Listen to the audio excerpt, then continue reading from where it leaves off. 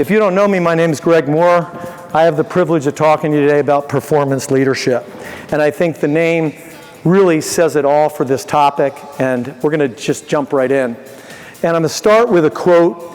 Many of you have probably seen this quote before. If you've ever heard me talk about leadership, I always start with it because it's really powerful. It says it all. The single biggest way to impact an organization is to focus on leadership development.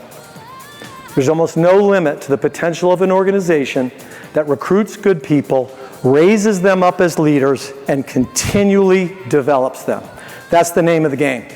That's the name of the game. I hope when you leave here today, you're like, this was worth my 40 minutes. And I feel like I have a handle on how to become a better leader. That's what it's going to be all about today. So I want you to raise your hand. Your opinion is the only opinion that you should be thinking about. Don't worry about anything else. Raise your hand if you think of yourself as a leader. Awesome. Awesome. Thank you. Sets the stage. And as you go through these questions, I'm going to ask a couple more. They're for you to internally answer to yourself. I'd ask you to do something else. After you digest this whole conference experience, there's going to be a QR code up at the end of the conference. You're going to scan it, and you're going to get every prezo, every slide, every piece of information. After you've had a chance, say, this is a week from now, I want you to ask yourself these questions again and say, did my answers change? Does that make sense? Do I feel different about that after this experience versus what I experienced when I started? How, again, this is, you're asking yourself this, how can you improve your leadership ability? So just think about that for a second. How can you tell, this is related, how can you tell if you are a good leader? How do you know if you're a good leader? Question, think about it. On a scale of 1 to 10, 10 is you're the best leader ever, 1 is you're a horrific leader, right? In your own mind, give yourself a score. Where do you score yourself on that scale? You can write it down if you want. It's a worthwhile drill. Your opinion matters most here. So, leadership, you heard Steve talk about it. Leadership is about people. We're going to talk about a lot of technology at this conference. It's really cool. We need to lean into it, all that good stuff. Does it replace people? It does not. Do you lead technology? You don't lead technology. Who do you lead? People. The business is about people. So if you want to lead people, you need to understand people.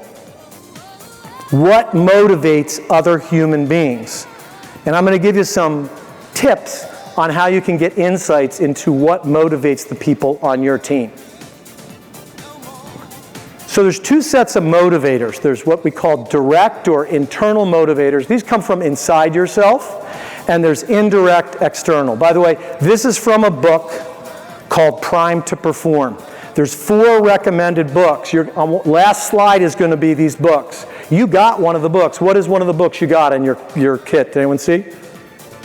1 Minute Manager. If you haven't read that book, is that a long read?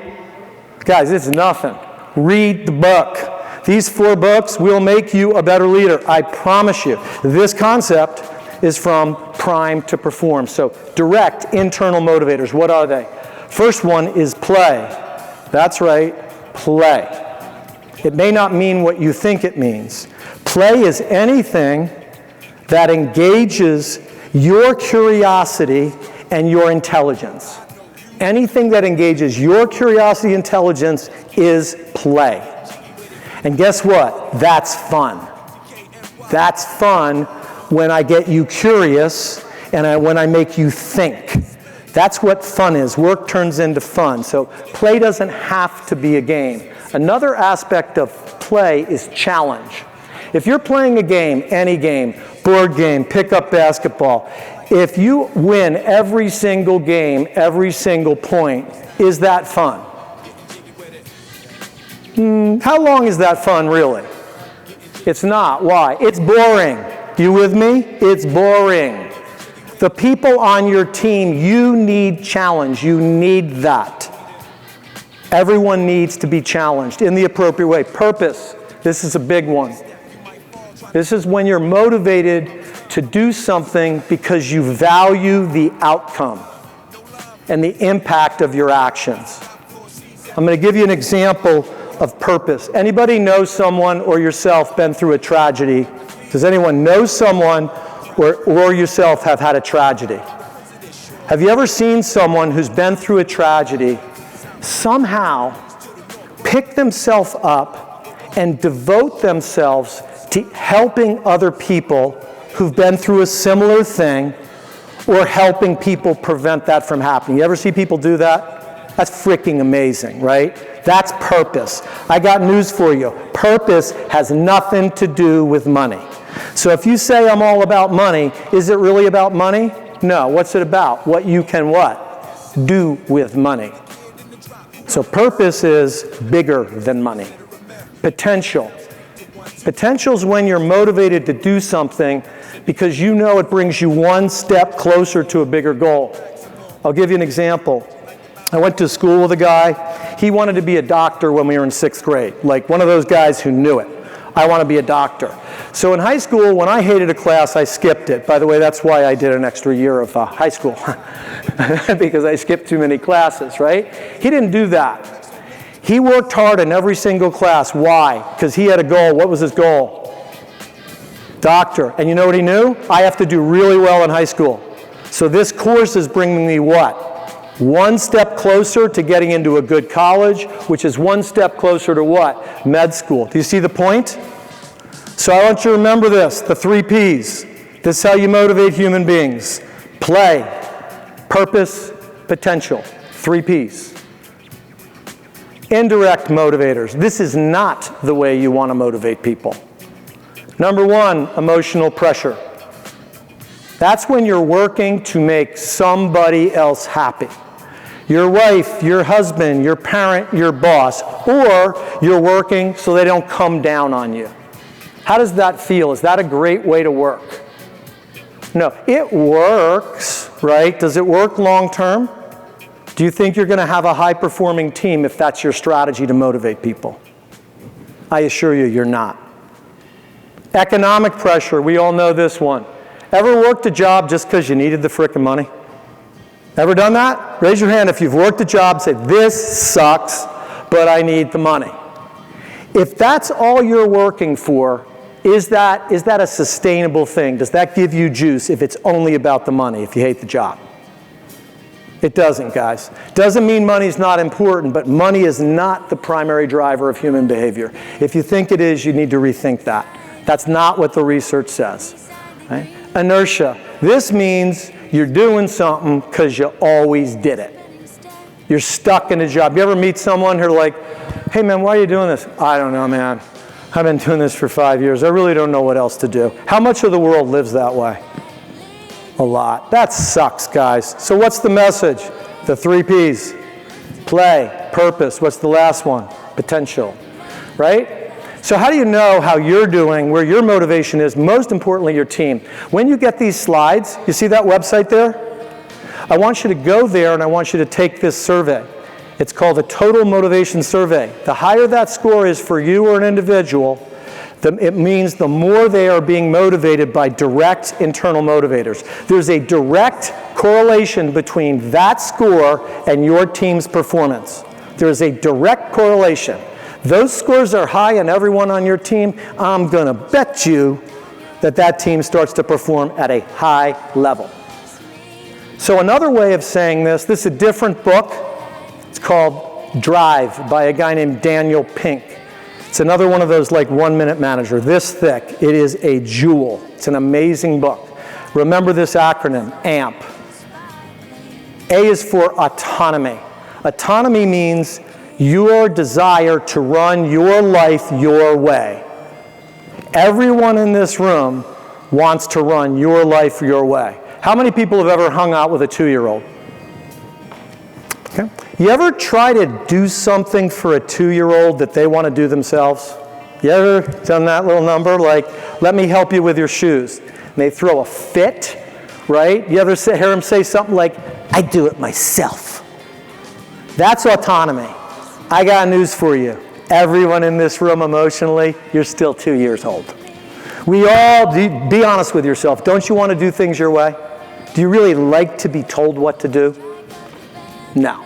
That's autonomy. Every human being you meet, whether they openly show you this or not, they feel this way in time. Mastery. What's mastery? People want to be good at something. You all want to be good at something. Let's go back to little kids. A child learning to walk. How many times they have to stand and then walk? How many times do you think they fail and fall in the process of learning to walk? How many times? Any idea? I don't know the answer. It's thousands, I'm assured. You ever seen a little kid trying to do something? That's mastery. They're trying to get good at it. Why? Because they want to. Because they want to. Do you think the people on your team want to be good at the skill set they need to perform at a high level? Do you think they want to be good at it? What if they don't want, you got a bigger problem. If you're hiring people who don't want to be good at the job, that's a different thing. If you've got good people on your team, do they want to master the skills? They do, I assure you. Purpose, that purpose again. They want to do something that has meaning, bigger than themselves. Does everyone walking into our businesses know what this means? Do they know what their purpose is? Most of us don't. There's a clue. Help people find their purpose. Using AMP, how do you use autonomy, mastery, purpose to motivate other human beings? First thing, really important, you recognize that each person has a unique communication and learning style, and you communicate and teach accordingly. Have you ever been in a situation where someone's trying to teach you something and you're not getting it? Has anyone ever had that experience? Like, they're trying, they're saying whatever they're saying, and you're going, don't get it. I've been there. I'm a very slow learner. Really, I am. And I've been in that situation where, and you know what's even worse? When the person keeps saying the same thing, right? If I tried to teach you something and I say the same thing 10 times and you don't get it, do you think I'm suddenly going to get it on the 11th time? Do you? I'm not. What do you need to do? Time out. It's not connecting. Great leaders see that. They're paying attention and they're going, shit, he's not getting it. All right, let's try something different. Does it make sense? Because what's your point? I want you to understand. Everyone, sometimes if you visually draw things for people, they get it. Does this make sense? Super, super important to work at that. You need to work at that as a leader. Master key job skills. If you're a leader, who's responsible for teaching me those skills? You are. You are. Clarify their vision. What is their individual vision for their career and their life, and help them find their purpose? Do you think that's going to be a 5-minute discussion one time? What is it going to take? You're going to actually have to get to know that person who knew, right? You're going to have to get to know them, what makes them tick. They're probably not going to be able to even say what they want. Does that sound familiar? You've been in a success session with someone, they don't know what they want? That's part of our job, is to help them understand what they want and need. So how do we do this? How do we teach skills? This is the step that a lot of people skip. You have to explain why the skill is important to that person. Why is it important for you to understand how to do this? And by learning and doing this how are you going to help this team succeed? If you connect the 2 dots between those things, guess what that person's going to do? They're going to pay attention. Okay, I get why I'm doing it. If you don't do this, are they going to listen? 50-50, guys. Why is the skill important to that person, and how is that going to help the team? Every time, never skip the step. Then, what do you have to do? Let me show you how to do it. So does that mean that you have to be the very best on your team at every skill, from telephone inquiry to success session to you name it? No. But do you have to know how to do it? As a leader, do you have to know how to do the skill? Guys, you do. You have to know the skill, and you have to show it, and then what do you think the last step is? You have them try it. Are they going to get it right the first time they try it? Some of you may get it right the first time. I'm going to need a lot of reps, baby. That's just how I roll, right? So how many times are you going to work with me? What's the answer to that question? I'm trying hard. I'm giving you honest, hard effort. How many times are you going to work with me to learn a skill? What's the answer? Until you get it. That's the answer. Now, if they're not giving you an honest effort, that's a different story, right? But if they're putting in and they're trying, pour into them. So, all that stuff is neat. It's really nifty. Guess what? Without trust, nothing else works. Nothing works without trust. Nothing. I'm going to show you how important that is. You may have heard me speak about this before. This is a very powerful video. Some of you have seen this. It's short from Simon Sinek. It's talking about the Navy SEALs and trust. Let's listen up. I've worked with the Navy SEALs, and I asked them, like, how do you pick like the guys that go on SEAL Team 6, right? Because they're the best, the best, the best, the best. And they drew a graph for me. And on one side, they wrote the word performance, and on the other side, they wrote the word trust. The way they define the terms is performance on the battlefield and performance off the battlefield. So this is your skills. This is, did you make your quarterly earnings, however you want to translate it, right? Performance, it's traditional. This is, how are you off the battlefield? What kind of person are you? The way they put it is, I may trust you with my life, but do I trust you with my money and my wife? This is what they told me. Nobody wants this person, the low performer of low trust, of course. Of course, everybody wants this person, the high performer of high trust. Of course. What they learned is that this person, the high performer of low trust, is a toxic leader and a toxic team member. And they would rather have a medium performer of high trust, sometimes even a low performer of high trust, it's a relative scale, over this person. This is the highest performing organization on the planet, and this person is more important than this person. And the problem in business is we have lopsided metrics. We have 1,000,001 metrics to measure someone's performance and negligible to no metrics to measure someone's trustworthiness. And so what we end up doing is promoting or bonusing toxicity in our businesses, which is bad for the long game because it eventually destroys the whole organization. The irony is it's unbelievably easy to find these people. Go to any team and say, who's the asshole? And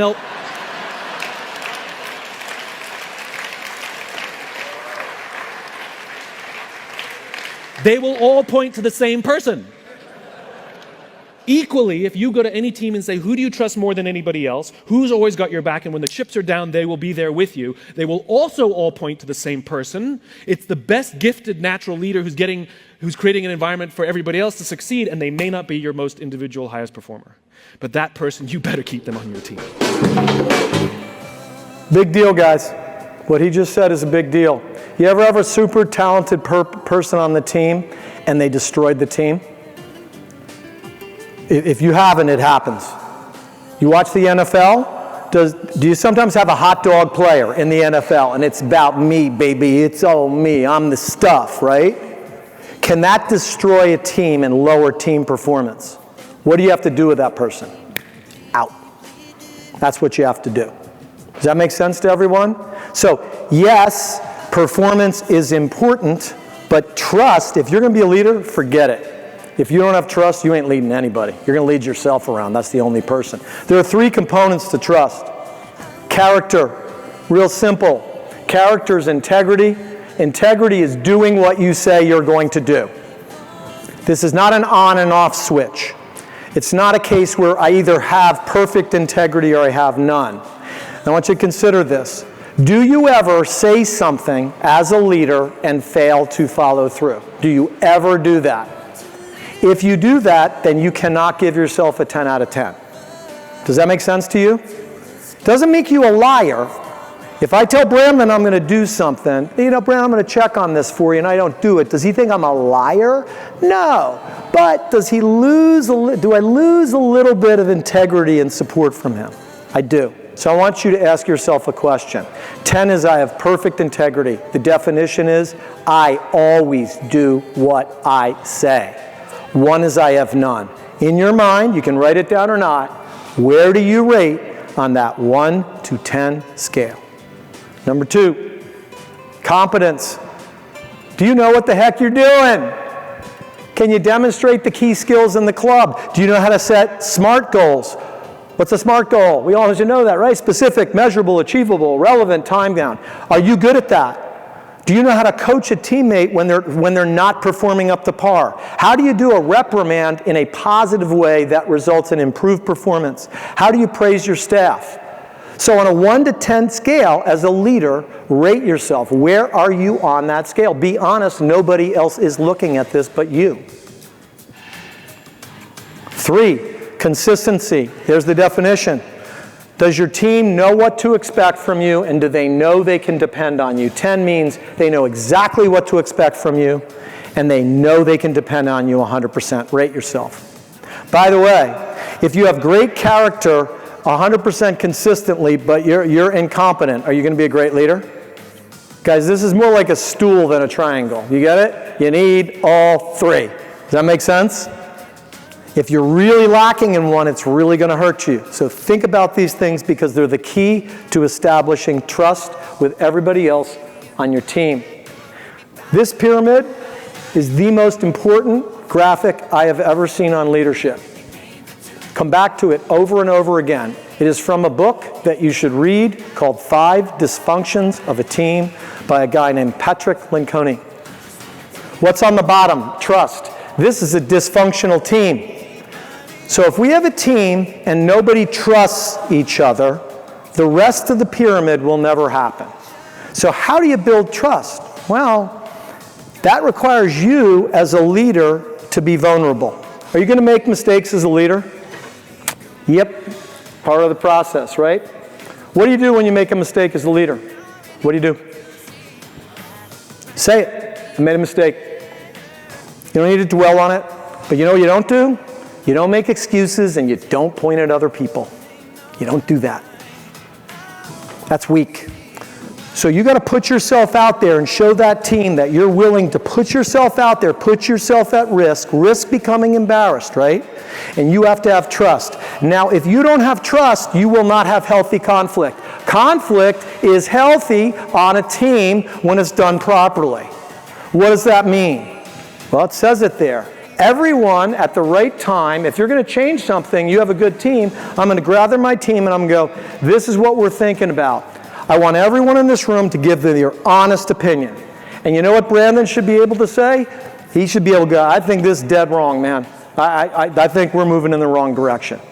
And he should feel so comfortable in his trust in me that he's like, I know that I can say this. Does that make sense? I know I can tell the truth. Because guys, if we're lying, why are we all here, man? What are we doing, right?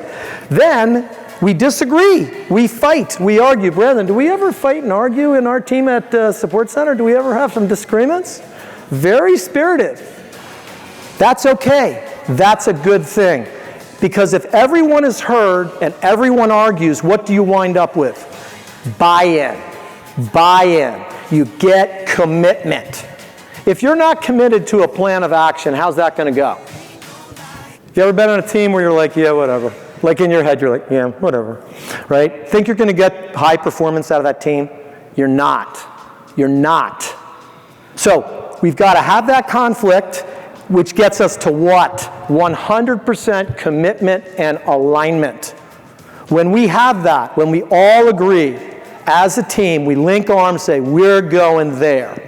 This is how we're going to roll. Then we get to accountability. And on a good team, which team members should hold which team members accountable? So I'm the lowest guy on a team. I'm brand new, and I got all these people above me up to the CEO. Who should be able to hold whom accountable on the team? Take a shot. Anybody? Everyone. Everyone. On our team, I report to Steve Strickland. Does that mean I contradict him in public in front of 28 people? That would be pretty stupid. But if I think that he's making a move or I think he's not doing something that he agreed to do that I need him to do to get my job done, you know what I feel comfortable saying? Hey, Steve, man, I need you to step in here, man. You know, you said you're going to do that. Now, do I have to do that in the right way? I can tell you because I've been on high-performing teams. High-performing teams, the lowest-ranking guys hold the line. You understand? They hold the line. Everybody buys in. Everybody's accountable. Is accountability about beating someone up? 100% not. It's real simple. We hold each other accountable. Dennis, he was in here, he's not now. Brandon has come to me at times about me and say, hey, can I talk to you for a second, man? They do it in a tactful way. I know they care about me, but they say, hey, man, listen, something's not happening, brother. I need you to think. Do you want to think about this? I don't fault them for that. I welcome that because I know they have my best interest at heart. Does that make sense? That's what high-performing teams do. That's what they do, right? And when you do all this, guess what happens? You know what you're focused on? Guys, you're focused on results. Everybody. If you go into one of our highest performing clubs, this is happening. How does it look when you walk into a real high performing organization? Does it look hard? It's not hard. It's not hard. But you got to start from the bottom and you got to work your way up. Make sense? Let's keep going. Questions to consider. So ask yourself these questions. How can you build more trust with your team? That's your question. How can you allow team members on your team to express their point of view and argue at the right place and the right time in a constructive way? How can you create more clarity of purpose and goals with your team? There needs to be 100% clarity on this. How do you hold team members accountable in a productive way? Think about those things. They're important. How do you get your team focused on results? I'll give you the answer. The answer is on that previous slide. The trick is, how do I do it? So I was in the Marine Corps. Most of you know that. There's a rank structure in the Marine Corps. If you look on the top left, that's a private. I was a private in boot camp. If you look on the lower right, 4-star general, that's the Commandant Marine Corps. Rank is the equivalent of position in our world. My position is I'm the vice president of fitness and education. You know what? Who flippin' cares? Who cares? Does that make me a leader because I have those letters on my email? Doesn't do squat. If you are leaning because you're confusing authority with leadership, if I have to tell you you have to do it because I said so, if that's how I lead, you're not a leader. Does that make sense? You're not. So think about that. Great leaders are servants. They view leadership as an opportunity to serve other people. They hold themselves accountable for everything on the team. That doesn't mean it's your fault. If someone on your team makes a mistake, what do? You recognize it, say, okay, but you know what you don't do? Make up excuses, why we didn't hit our goal, blah, blah, blah, blah. You don't do that. You say, okay, I know what happened. I know what I got to do to fix that, prevent it happening, and you move on. Does that make sense? No excuses, no blame, no finger pointing. And they don't take credit for the performance of the team. Just don't do it. Public praise, private reprimand. If you read the 1 Minute Manager, you'll read about that. You have to try to find people doing a good job. They legitimately have to be doing a good job, and what do you do when you find them doing it? You tell them. But it's got to be real, you can't lie. They have to be doing a good job, right? So you have to be on the lookout. What about if they're making mistakes and you need to do a correction? How do you do that? Private, alone. Here's a key thing when you have to do that with someone, particularly if they're a good performer most of the time. I would ask 2 questions. Hey man, is everything all right with you? I'd start that reprimand out with, is everything all right with you? What happens when you ask someone that a lot?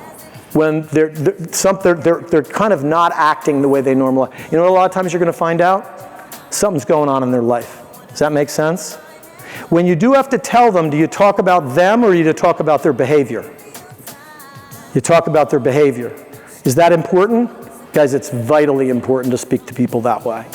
Share power and control to drive engagement. Great leaders eat last. You probably heard that. They care about the team first. You need to create a culture that recognizes effort. How do we all learn? Seriously, how many of you got every skill in the club right the first time you tried it? Not me, baby. Not me. I had to do a lot of reps of this stuff, right? And so if I feel vulnerable, am I going to try? I'm not going to try, guys. You got to let people make mistakes. You got to let that happen. You create a safe environment. If I blow a TI, is it the end of the world? No, right? So I got to make some mistakes on my way to becoming great, right? People are afraid of making mistakes. They're afraid of someone picking on them. You don't want that culture. You want to create a culture that rewards the efforts necessary to build the skills, okay? You want to recognize effort. You know this phrase, right? Hard work beats talent when what?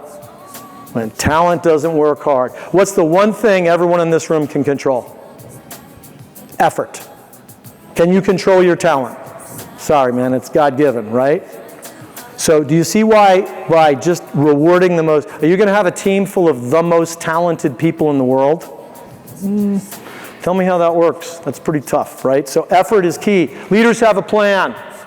People want certainty about their future. They want to know, how many people want to know where they're going to be professionally, personally, how much money they're going to be making in 1 or 2 years? How important is that to you? Be honest. It's important, right? You must create clarity about the future. When you're fearful or anxious, what are you anxious about? Something that's going to happen when? In the future, right? So how do you get over that? You work with your team to create plans and set goals so that they know where they're going. And how do people feel when there's a plan and there's buy-in? Okay, I feel secure. I know where we're going. I know what I'm supposed to do. Making sense here? You have to have a plan. Key leadership habits. Inspect what you expect. This is not about micromanaging. But if you have a new employee, brand new, do you need to micromanage them a little bit? Why? Because they don't know how to do anything. They need a lot of feedback. They need a lot of time. But when someone's got the skill set, do you need to crawl up their butt and look at everything they're doing every moment? No, but do you need to check their work? If you never check my work, what does that say to me? Just think about that. I ask you to do stuff, I never check, I never comment, I never give you a constructive critique. Do you want that? Do you want to get better? I need to help you do that, right? Leaders set priorities for the team. If your team's not focused on something, it's because you're not focusing them on that. Action plan. We're going to be talking about meetings. This is huge. Every meeting, and a meeting can be 2 people, it can be 5 people, this is a meeting. Every meeting should end with an action plan. Every single one. What did we decide needs to be done? Who is responsible for getting it done? When do we agree that it'll be done? And let's say Brandon asked me to do something, he's my boss, and I don't think I have what I need to get it done. Should I be able to say, hey, Brandon, I can do that, but there's these 3 other things you asked me to do, and I'm not going to be able to get that done by Monday. Does that ever happen to you? Should that be a discussion? Yes, it should. And then you as a leader should say, okay, so you're saying you can't have it done by Monday. You either say, how about Wednesday, move it out, or you say, hey, Brandon, hey, what do you need? What would it take to get this done quicker? This is a habit. Do you understand this? Brandon, do I do this all the time? 100% of the time. With everyone. With Steve. With everyone. I always do this. I never skip this step. Don't skip this step. Keys to meetings. An agenda. Guys, don't go into a meeting without an agenda. Why are we meeting? What are we talking about? Everyone comes prepared to every meeting. This is a rule. Google it, the rule of 3. It is a powerful rule. I did not make it up. If you focus on 3 key areas, no more than 3, you'll find that things start to move. What if you have 8 things on an agenda? What happens? You ever been in a long meeting that gets off track? Has anyone in here, tell me you haven't been in a long meeting that you're like, what the heck are we talking about now? You ever been in one of those? People hate it. Tight agenda. What are our 3 priorities, right? People hate long meetings. Don't do that. Stay focused. Your job as a leader is what? Stay on track. Stay on track. Where are we going? Don't meet just to meet. If you don't need to meet, guess what? Don't meet, right? Have a purpose and goals. Why are we meeting? What is the goal of the meeting? There should be a goal. Always end with that action plan. Who does what when is it due, etc. I'm going to whip through these last slides. These are meetings that we suggest that every organization consider having or something like it. I assure you, a lot of the leaders in this room, I know Israel, I know the Pew William Group, you have to spend some time in meetings. And if they're done properly, should people hate them if they're done properly? No. They should be super productive. They can be very productive. Do they need to be hours long? They don't, right? So, monthly membership meeting. Here's an example outline. What happened last month? How many memberships did we sell? How many premiums did we sell? How many telephone inquiries came in? What percentage of them were booked for appointments? How many tours did we complete, right? How many success sessions did we book? How many success sessions did we complete? Because remember, it's not just the PT department responsible for getting butts in the chair, right? It's everybody. One team, one goal. One team, one goal. Now let's get to it. What are we supposed to do this month? What is the new goal? How many total memberships? How many premiums? If your club has cash goals, what are they? What are those cash goals? Call and community outreach, right? Do we need to be calling people on the phone? Guys, do we need to be doing that to hit our sales goals? Guys, we do. I'm sorry, we do. That's just the way the world works, right? There's different types of call, right? There could be a new member call. There could be a missed guest call. There could be what? A we want you back call. Are they all the same call? No. Do you have scripts? Is there a call list? So you say, Greg, I want you to do we want you back. Do you know if I know how to get a list of previous members? I need to know how to do that, right? Or then I'm going to go, who do I call? Before you walk in the meeting, who should have all this information? Who? The leader. The leader. Review call scripts. Community outreach. You're going to send me out in the community. What am I supposed to do? Who am I supposed to go see? What am I supposed to say? What's going on? We can't do that, guys. Be specific, right? By the way, that meeting, if I was running it on a continual basis, that meeting would take a half hour. No longer than that. Why? Go into it organized. People get in a rhythm. They should know what to expect in that meeting. Pretty soon, they're starting to tell you the answers. Does that make sense? We're building leaders. PT, this should seem similar, right? This is right from Brandon and Crystal, PPT Academy. What happened last month? How many success sessions did we schedule? How many we complete? What was our conversion to PT? Let's get to it now. What's our club PT goal? What's gross and cash? If you do not know what those terms mean, those last two terms, that's Brandon standing in the back, beeline it to him right after this, okay? You need to talk to him. You need to know what those two terms mean. They're really, really important to understand the difference between those two goals. Reevaluate the 6 must-haves. What are they? Passionate culture, quality staff, traffic funnel, quality success session, delivery of service, social media branding, results. Again, if you, I've never heard of this, have a chat with us. We'll talk about that. If you're lacking in one of those areas and you determine as a team you are, what do you need to do? So if you don't have quality staff, if you don't have enough staff, what do you need to do? Someone tell me. Let's hire some staff, right? So what's the plan? Who's doing that? Are we putting ads up? What's going on? There's a plan. Monthly membership sales team. This is at the club level. At the club level, right? People selling memberships. Same thing. What happened last month? You guys can read them. And then where are we going in the future? If these all look similar, it's because they are similar. Everyone on the team needs to know what we did, where we are going. How long should that take, do you think, if you do it all the time? That's a half-hour meeting tops, guys. Or you're wasting time and you're not prepared, right? Monthly trainer goal setting. I'm going to whip through these bullets. If you've been to PPT, you've seen them. Trainers tend to be motivated in 2 different ways. But at the end of the day, look at those lower bullets. How many success sessions does that trainer or coach need to hit their goals? Right? They need to get in front of what? A certain number of people based on what? Their closing percentage. Again, if you're going, I don't know what Greg's talking about, you need to see Brendan and Crystal and I, and we'll get you set up with this. But there's the monthly coach meeting. Weekly membership leadership. Who's in this? This is just the team. How long do you think this should take? Guys, this is 15-minute meeting if you're doing it. Okay, guys, last week, how many appointments did we have? We should know the answers walking in. How many tours? How many membership sales we hit last week, right? Now, where are we at with sales and cash compared to our monthly goal? If we're not on track, what do you think you need to do? All right, what do we need to do to get back on track? What adjustments need to be made?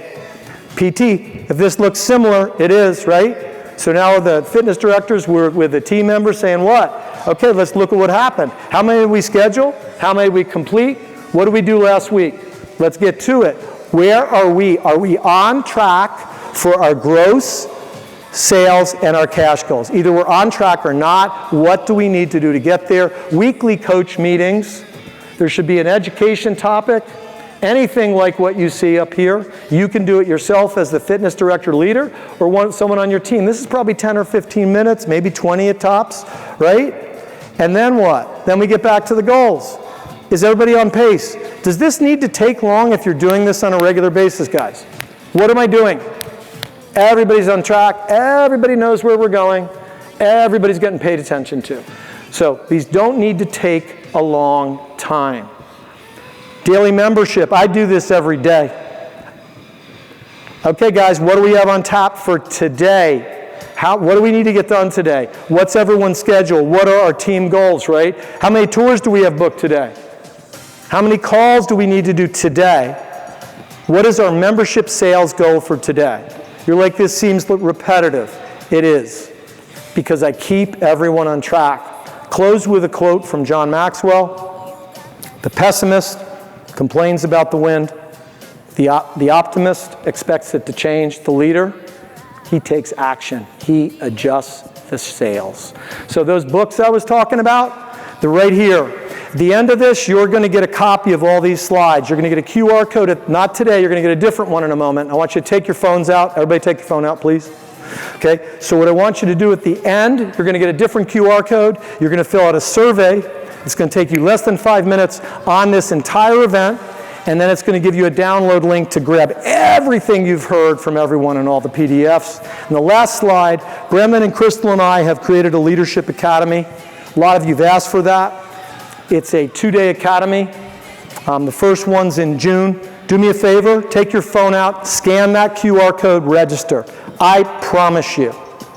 You get your butt there for the 2 days, you will know how to implement everything I've talked about. You will walk out with a plan and go, I am clear.